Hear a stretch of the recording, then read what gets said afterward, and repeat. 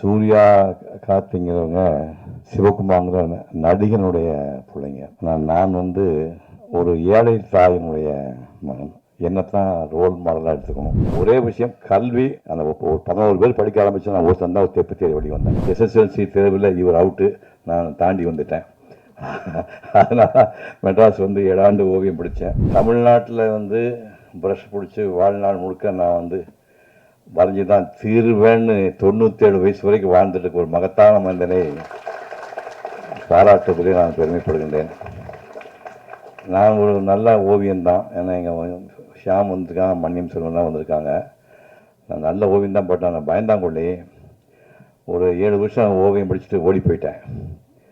ஓடி போயிட்டு நடிகர் ஆனதுனால தான் இந்த விழாவை நடக்குது. அதையும் ஞாபகம் வச்சுக்கணும் நீங்கள். அதனால் மாயா அவர்களை பற்றி ஒரு சும்மா சின்ன ஒரு 10 வரி மட்டும் படிச்சிடுறேன். 1927 திருநெல்வேலியில் பிறந்தவர். இப்போ அவருக்கு 97 வயசு ஆகுது. என்னென்னா 3 வருஷம் தான். 100 தொடருக்கு 100 தொற்றுவார். பயப்பட வேண்டிய அவசியம் இல்லை.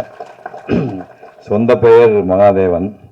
பிரிட்டிஷ் அரசாங்கத்தில் அப்பா வந்து சர்வேராக வேலை பார்த்ததுனால அடிக்கடி ஊர் மாற்றிட்டே இருந்திருக்காங்க. அதனால் சென்னை, செங்கல்பட்டு, காஞ்சிபுரம்னு பல ஊருக்கு மாறும்போது ஸ்கூலு மாறி மாறி பல ஸ்கூலில் அவர் படிக்க வேண்டிய வந்துச்சு. சின்ன வயசுலேயே படம் வரையில் அவருக்கு ஆர்வம் இருந்திருக்குது. இந்த சினிமா போஸ்டர் படங்களில் பிரிண்ட் செய்யறதுக்கு மெட்டல் என்கிரேவிங்னு ஒரு சிஸ்டம் உண்டு. அது அந்த என்கிரேவிங் பண்ணுறது இவருடைய பார்த்து பார்த்து ஓவியம் வரையில் அவருக்கு ஆர்வம் வந்துச்சாமா.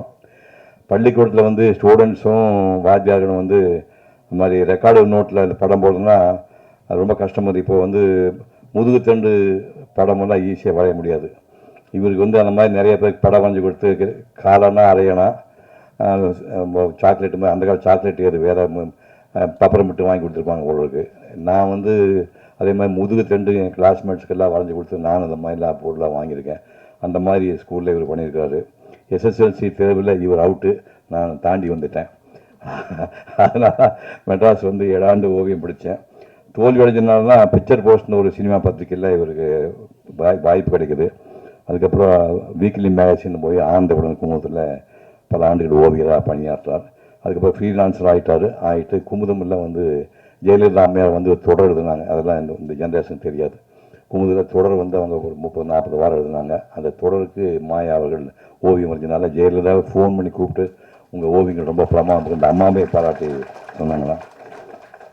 ஒரு கட்டத்தில் கிளைமேக்ஸ் அவருக்கு இப்படியே உத்து பார்த்து படம் வந்தீங்கன்னா இன்னும் 6 மாதத்துக்குள்ளே டோட்டலாக பிளைண்ட் ஆகிட போகிறீங்க, ஒரு கண் பார்வை போயிட போகுதுன்னு சொன்ன உடனே வீட்டில் உள்ளவங்க 4 பொண்ணுங்க ஒரு பையன் மருமகுமாறு பேரம் பேத்தி அழுகிறாங்க. இனிமேல் படமாக வரையா, நீ உயிரோடு இருந்தால் போதும் படம் வரையான்னு சொல்லிட்டு 10 ஆண்டுகள் கையை கட்டி போட்டாங்க. அதுக்கப்புறம் 10 ஆண்டுகள் எல்லா பத்திரிக்கையும் தகவல் கொடுத்து நான் ஓவியம் வரைய முடியாமல் இருக்க மன்னிச்சுங்கன்னு சொல்லி அதுக்கப்புறமா சும்மா இருக்கல 72 வயசில் பழையபடி மாயா வெட்டிங் கார்டு டிசைன் பண்ணுற வேலையை ஆரம்பித்தார். 10 வருஷம் வெயிட் பண்ணி இப்போ மாயா வெட்டிங் கார்டு டிசைன் ஓப்பன் பண்ணிங்கன்னா அது படமெல்லாம் வரும். அது என்ன பண்ணுறாருன்னா, பொண்ணு வந்து கல்யாணத்துக்கு பல்லக்கில் வர்ற மாதிரி படம் வரைவார். அதுக்கப்புறம் மாப்பிள்ளை வந்து குதிரையில் வர்ற மாதிரி வரைவார். குதிரையில் வர்ற மாப்பிள்ளை வந்து பல்லக்கில் பொண்ணை கீழே இறங்கி கை கொடுத்து உள்ள கூட்டி போகிற மாதிரி அந்த ஒரு கல்யாணத்துக்கு என்னென்ன சடங்கு நடக்கும் அந்த சடங்குல பூராமே அந்த வெட்டிங் கார்டு பார்த்தாரு எல்லா படங்களையும் இவர் வரைஞ்சி கொடுப்பார். அந்த மாதிரி பண்ணுறாரு. இப்போ 2001 கொரோனா தாக்கம் வந்து அதுக்கப்புறம் பனி ஓய்வு வருது. 94 வயசு வரைக்கும் இந்த ஸ்ப்ரேயெல்லாம் யூஸ் பண்ணி நிறையா படங்கள்லாம் வந்துட்டு அதுக்கு வந்து பக்கத்துலேருந்து போய் இப்போ தான் ஸ்ப்ரே பண்ணுற வேலையெல்லாம் ஹெல்ப் பண்ணுவாங்களாமா. இப்போ எனக்கு எப்படி இந்த அம்மா இருக்கும் அந்த மாதிரி 94 வயசு வரைக்கும் மனைவியோடு வாழ்ந்த புண்ணியவான் அர்ப்பணம் பண்ணிப்பாங்க. 3 வருஷம் தான் அந்த அம்மா போயிருக்காங்க. இதை விட புண்ணியம் கூட எதுவுமே கிடையாது. நீங்கள் எல்லாம் சின்ன வயசு ஆளுகளாக இருக்கிறீங்க. மனைவி போனால் தான் உங்களுக்கு கஷ்டம் தெரியும்.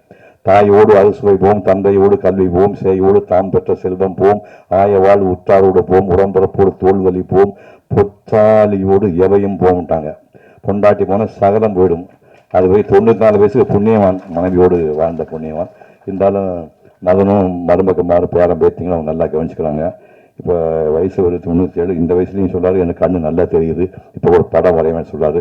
இந்த மாதிரி நாள் 100 ஆண்டு கொண்டாட முடியும். இந்த மகத்தான மனிதனை ஓவியர் பீஷ்மரை கௌரவிப்பதிலே நாங்களும் என் குடும்பமும் சந்தோஷப்படுகிறது. இந்த குழந்தைகளில் கிட்டத்தட்ட 80% வந்து நீங்கள் என்னத்தான் ரோல் மாடலாக எடுத்துக்கணும்.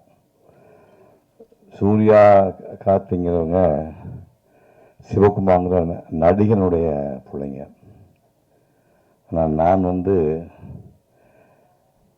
ஒரு ஏழை தாயினுடைய மகன். இப்போ நீங்கள் நிறைய பேர் சொன்னீங்க, அப்பா இல்லை அம்மா இல்லை சொன்னீங்க. அந்த மாதிரி நான் பிறந்த போதே என் தந்தையார் இருந்து விட்டார். எங்கள் அப்பா என்ன கலவுன்னு எனக்கு தெரியாது, எனக்கு தெரியாது. அம்மாவுக்கு படிப்பறிவு கிடையாது. ஒரு வானம் பார்த்த பூமி ஒரு 8 ஏக்கரா வச்சுட்டு போயிருந்தார். அது கூலிக்கு 4 ஆளை வச்சுட்டு அம்மாவும் கூலி வேலை செய்வாங்க. பருத்தி செடி எத்தனை பேர் பார்த்துருக்கீங்க? கிராமப்புறத்துக்கு வந்து கை கொடுத்து காட்டுங்க. பருத்தி செடி, இந்த பருத்தியில் வந்து எங்கள் காலத்தில் கருங்கண்ணி கம்போடியான்னு 2 குரூப் இருக்கும். கருங்கண்ணிங்கிறது செம்மண் நிலத்தில் விளையக்கூடியது, கம்போடியாங்கிறது கரிசல் மண்ணை விளையக்கூடிய ஹைடெக்கு பருத்தி. அது செம்மணத்தில் கருங்கண்ணி வந்து பருத்தி எடுத்து முடிஞ்சோடனே அந்த காஞ்சி போன அதுக்கு பேர் தான் மாறு, பருத்தி மாறுன்னு சொல்லுவாங்க. அதை வந்து மனுஷங்க தான் பூமியிலேருந்து பிடுங்கி எடுக்கணும். ஒரு 6-7 பேர் வந்து அதை கூலிக்கு பிடுங்கிட்டு இருக்கும்போது எங்கள் அம்மாவும் கூட போய் பிடுங்குவாங்க. அந்த சாயங்காலம் வரைக்கும் நீங்கள் பார்த்தீங்கன்னா ரஃபாக கணக்கு போடுங்க, ஒரு 10,000 பருத்தி மாறும் நீங்கள் சாயங்காலத்தில் எங்கள் அம்மா பிடுங்கி ஆகணும். பிடுங்கினா ஈஸியாக வராது. முக்கி பிடுங்கி எடுக்கும்போது 10-15 பிடுங்கும்போது லேசாக அது சிவப்பு கலராகி கொஞ்சம் நேரமாகி மத்தியானத்துக்குள்ளே இது தோல் உறிஞ்சிடும். முதல்ல கொப்பளமாகி உள்ள மாற்றுறதுக்கு அப்புறம் அதே உறிஞ்சிடும். நான் பல தடவை என் தாயாரை மாலையில் போய் பார்க்கும்போது வெள்ளை துணி சுற்றிட்டு இருப்பாங்க.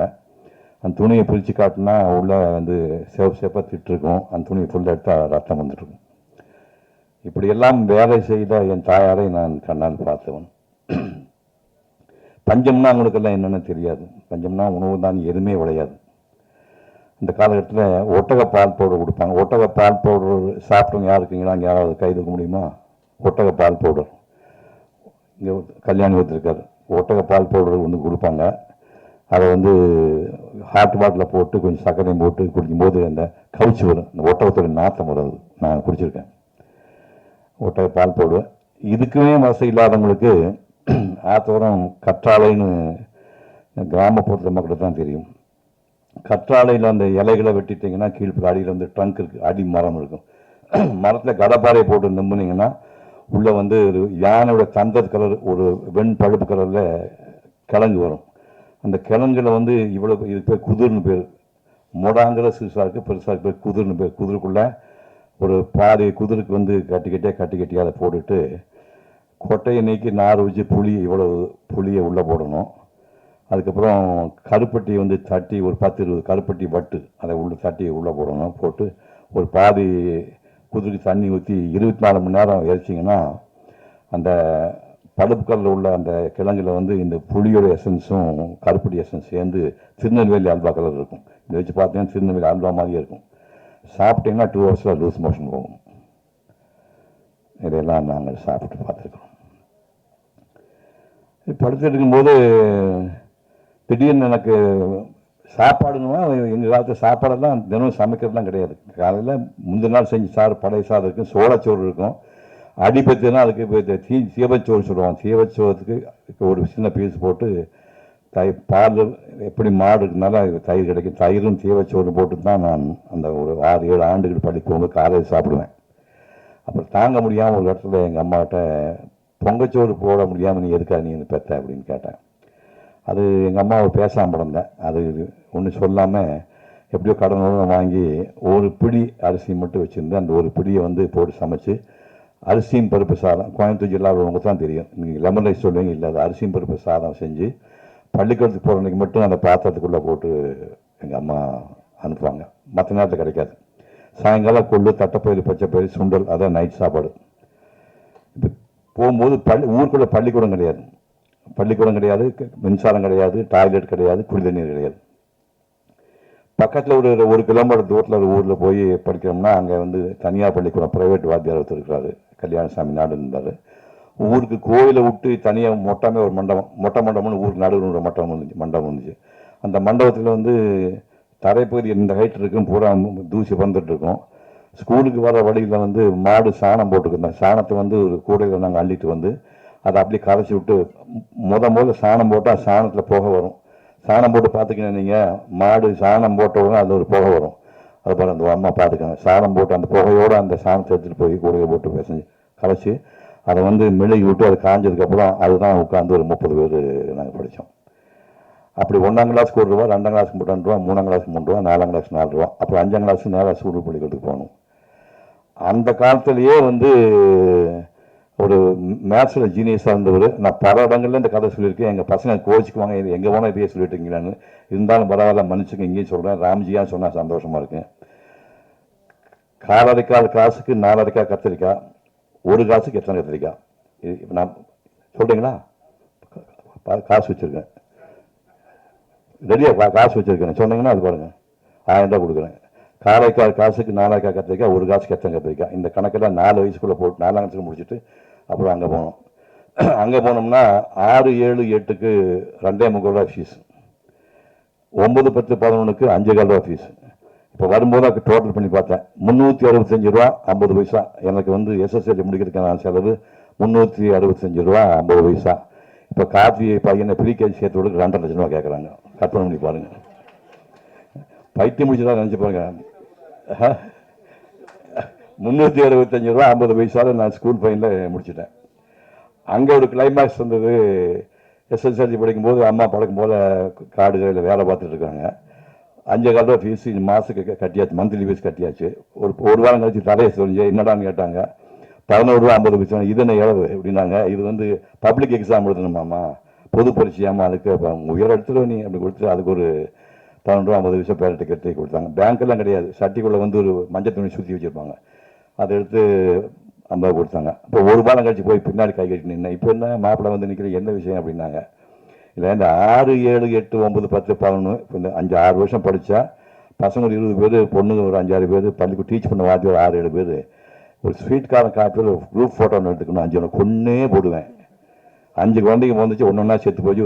ஒரு பையன் செத்து போச்சு, பொண்ணு செத்து போச்சு, ஒன்றா பிள்ளைகள் செத்து போயிட்டான். ஒரு பொண்ணுக்கு 5ஆவது குழந்தை கொன்னே போடு, பையன் என்ன பரவாயில்ல, பேசாமல் வந்துட்டேன். அன்னைக்கு போய் அந்த எல்லாரும் போனாங்க. என்ன மாதிரியே கூட படித்தவங்கள நான் எப்பவும் 4th ரேங்க் தான், விட மாட்டாங்க. ராட்சச பையலுக்கு முன்னாடி 3 பேர் விடவே மாட்டேன், என்ன முக்குனாலும் விட மாட்டாங்க. 4th ரேங்க் தான் கஷ்டப்பட்டு படித்தேன். அந்த 1, 2, 3லையும் 2 பேருக்கு வீட்டில் கையில் காசு கொடுக்கல. ஒரு 3, 3:30 மணிக்கு எல்லாம் பெஞ்செலாம் போட்டு ரெடி பண்ணிட்டாங்க. நான் 3 வெளியே ஒரு பையை தூக்கி தோல்டு போட்டு எங்கடா போகிறீங்கன்னாங்க. வீட்டுக்குண்ணா குரூப் ஃபோட்டோன்னாங்க. அது காசு கொடுத்தவங்களுக்கு அப்படின்னா. ஓ காசு கொடுக்கலையோ அப்படின்ட்டு பரவாயில்லப்பா ஃபோட்டோவில் நின்று போனாங்க. அது கேவலமாக இருக்குது அப்படின்னு நம்ப மாட்டேங்க. எங்கள் குரூப் ஃபோட்டோ வேறு வீடு இருந்தாலும் நான் பார்க்க மாட்டேன். இப்போ எங்கள் குரூப் ஃபோட்டோ வச்சுருந்தா நான் எனக்கு கண்டு இருட்டே குரூப் ஃபோட்டோ பார்க்க மாட்டேன், நம்பவே மாட்டேங்க. 50 ஆண்டுகள் வந்து நான் குரூப் ஃபோட்டோவை பார்க்கவே இல்லை. இப்போ நான் வந்து எங்கள் காலத்து இப்போ டிஜிட்டல் கேமரா வந்துடுச்சு. நான் வாழ்ந்த காலத்தில் வந்து ஃபிலிம் தான் இருந்தது. 192 படங்கள் நடிச்சு. ஆனால் எங்கள் புறமே டிஜிட்டலில் கிடையாது, ஒரிஜினல் ஃபிலிம் போட்டு தான் வந்திருக்கேன். நீங்கள் கணக்கு போட்டு பார்த்தீங்கன்னா ஒரு 4, 5 கோடி ஃப்ரேமில் இந்த முகம் இருக்குது. அந்த 5 ரூபா ஃபோட்டோ கிடையாது. ஏதோ நீங்கள் கைதட்டுக்காக சொன்னீங்க. இப்போ எப்போ நெஞ்சில் வலிக்கு நினச்சிப்பாங்க. அந்த 5 ரூபா ஃபோட்டோ எனக்கு வாங்கி எடுக்க முடியல. அப்போ காலம் எப்படி ஹெல்ப் பண்ணுச்சுன்னா, அதுக்கப்புறம் இப்போ ஒரு 2057 விட்டு 50 ஆண்டுக்கு அப்புறம் அதே ஸ்கூலுக்கு விஜய் டிவிக்காரங்க வந்து மீண்டும் படிக்க போகிறோம் வாங்க சார்னு கூட்டிகிட்டு போய் அதே ஸ்கூலை தேடி உயிரோட வந்து 8 பசங்க தான் 5 பாட்டி ஆகிட்டாங்க. 4 பிள்ளைங்க பாட்டிமா. நான் பார்த்தா தானே ஒரு 4-5 பாட்டிமாருங்க கூட படிச்சுங்க. வாத்தியார் 4 பேர் எல்லாம் வச்சு அதே பெஞ்சு இருக்குது, பழைய பெஞ்சு கிராக் விட்டுருந்து அதே பெஞ்சை போட்டு அதே இடத்துல ஒரு ஃபோட்டோ எடுத்து வச்சுருக்கேன். நான் இப்போ அந்த ஃபோட்டோ வச்சுருக்கேன். அதுக்கப்புறம் என்ன பண்ணேன்னா, ஒரு சிஇஓ அதிகாரி சொன்னார், கவர்மெண்ட் பள்ளிக்கு காசு யாரும் கொடுக்க மாட்டாங்க. கல்யாணி சார் தெரியும், ப்ரைவேட் பள்ளிக்கு நிறையா கேபிடேஷன் வச்சு வாங்குவாங்க, கவர்மெண்ட் பள்ளிக்கு காசு கிடைக்காது. நீங்கள் படித்த பள்ளி உங்கள் மாதிரி முக்கியமான நீங்கள் தத்தெடுத்துட்டா அந்த பெரிய புண்ணியம் கிடைக்கும்றாங்க. அந்த வினாடியே இந்த பள்ளியை தத்தெடுத்துக்கணும்னு சொல்லி தத்தெடுத்து 1 ரூபா போய் 26,000 ஒரு மீட்டிங் கூப்பிட்டு 25 பில்லு நேரம் அங்கே ட்ரஸ்ட் கண்டு சொல்லி நானே ரெடி பண்ணி இப்போ வந்து அந்த ட்ரஸ்ட்டில் வந்து 30 லட்சம் ரூபா சேர்த்து வச்சு 10 நாளைக்கு முன்னாடி இந்த பொண்ணு எங்கடாது ப்ரைஸ் வாங்கிச்சு. எங்கள் ஊர் பொண்ணுங்க, இந்த பொண்ணு சூலூர் பொண்ணு எல்லாம் வந்துக்குவாங்க. அந்த பொண்ணு வந்து ப்ரைஸ் வாங்கியிருக்கு. 1.5 லட்சம் ரூபா இன்ட்ரெஸ்ட் வருது. 30 லட்சம் ரூபா பேங்க்கில் போட்டு 14ஆவது ஆண்டு பரிசு கொடுத்துருக்கேன்.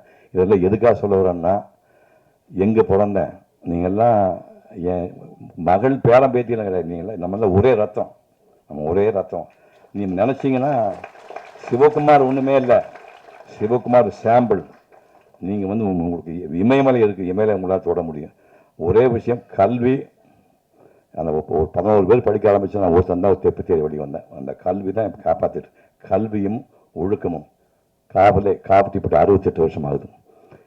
கை தூக்குங்க, காபி சாப்பிடலாம் கை தூக்குப்பா, ₹1 இருக்க மாட்டீங்க, தூக்குங்க, பரவாயில்ல 2 மணி கை தூக்குறானுங்கடா, அடா அடா மகனே ராஜா, காபி வீட்டில் போட்டுல இல்லையா, அப்படி வா, போட்டு கொடுத்து சாப்பிடாம தானே பெரிய ஆளு பிருந்தாசாரி சொல்லியா, போட்டு கொடுத்து காப்பி 1958 அப்புறம் இது வரைக்கும் நாக்களுக்கு படல. அப்போ எதுக்கு நம்ம காப்பியே சாப்பிட்டேன்னா தண்ணி அடிப்போமா, மொத்த சமாதானம் பண்ணுவோமா? கல்வியும் ஒழுக்கமும் தான் உங்களை இமயமலை உச்சியில் உட்கார வைக்கும். நன்றி, வணக்கம்.